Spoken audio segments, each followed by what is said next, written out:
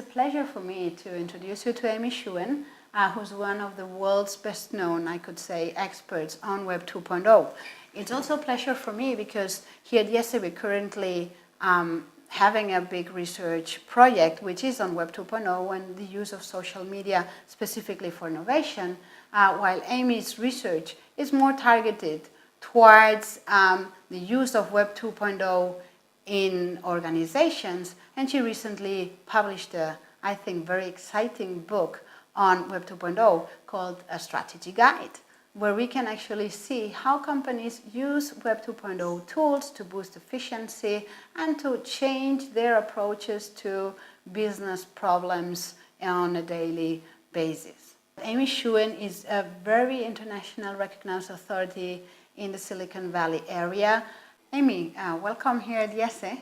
It's a great pleasure for us to have you here, since we all know that Web 2.0 is currently a very hot topic, since many people are asking if Web 2.0 actually may help us to get out of the crisis, or at least to boost efficiency, which is also something that during crisis times people want to do a lot. Other people may know Amy from the 90s. In the 90s, when all these things started, I was a PhD student, and I was one of those that read probably one of your most influential papers on dynamic capabilities. And how did you go from dynamic capabilities to what's going on today, Web 2.0? Dynamic capabilities, I think, was a paper that resonated with a lot of people in the strategy field because it made two, I think, important points that everyone knew, but perhaps needed to be stated more clearly. The first one is that competitive advantage is about organizational capabilities, not just industry structure, which was the prevailing view among strategy researchers and MBAs at that time. And the second thing I think we did was say that capabilities are not in of itself enough to be competitive in a turbulent or difficult or challenging or crisis environment. In fact, you really need to have dynamic capabilities, this ability to orchestrate not only your own capabilities, but maybe the capabilities of others in combination to be able to meet the changing demands of a very fickle and volatile kind of world. And those two things put together, I think, resonated with a lot of the people in the strategy field as a way to think about competitive advantage. That's actually probably the seeding point to actually bridge it on to Web 2.0, because what we see in Web 2.0 is also about orchestrating and putting very many little tiny pieces together, right? Exactly. And I think you pointed out the two most important aspects that connect it to Web 2.0.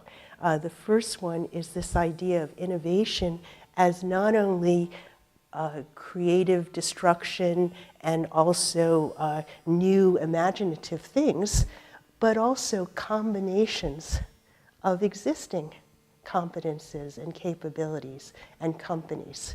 So that first is very important. The second thing, besides that orchestration, is doing it in real time. Doing it in a way and at a time that meets the demands of the situation. In the past, it might have been very difficult to orchestrate and to pull things together. And this is where, of course, Web 2.0 and our new technologies come into place, where you can, in some cases, more easily orchestrate, coordinate using technologies. You can more quickly interact. You can more quickly experiment. And, in fact, some of these competences or skills can even be embedded into some ways into software or into hardware, into a digital good or experience, product or service that then can be transferred and distributed much more quickly and easily and globally.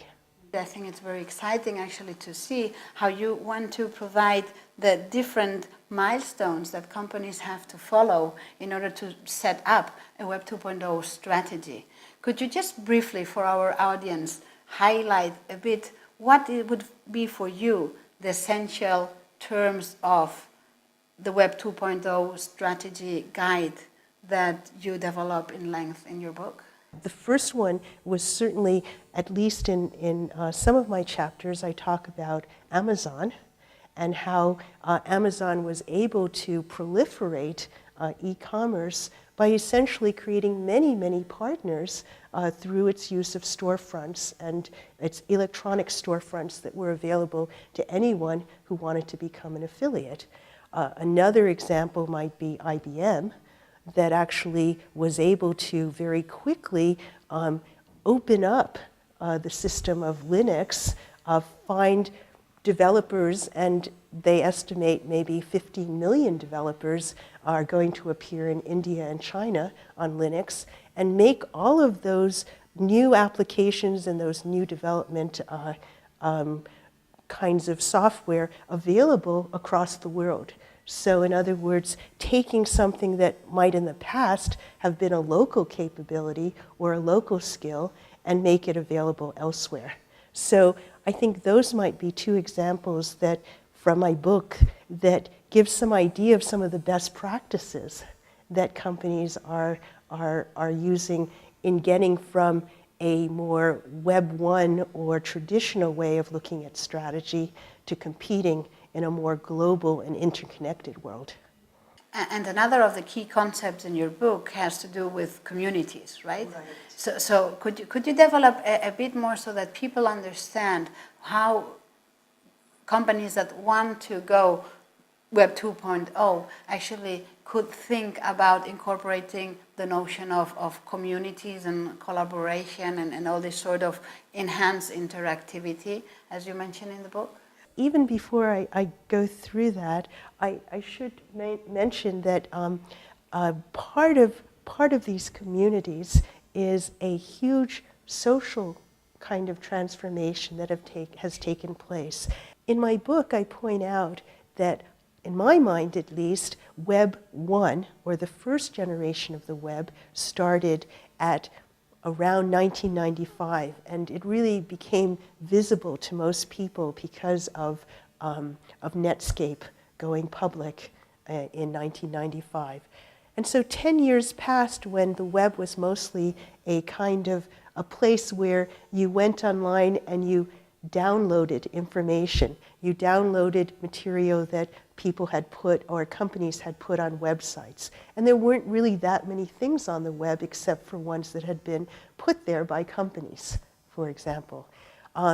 Then suddenly, I guess in 2005, there was a big change. There was what we call a crossover point, because actually there was more uploading. So more people were uploading data to the web than were downloading.